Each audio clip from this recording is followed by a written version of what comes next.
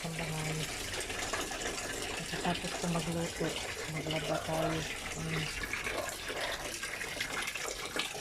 Babad naman natin. Ito natin kusutan. Ganun talaga pag nangamuhan.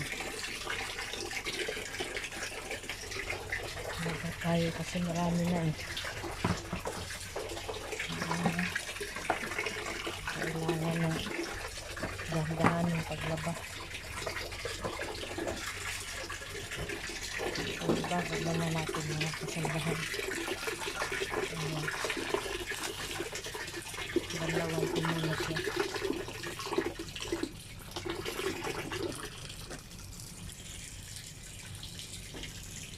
Kasi para lumambot ng babara natin. So, hindi pa nakasubscribe ang ating channel, please subscribe my channel. Tulungan niyo po ako.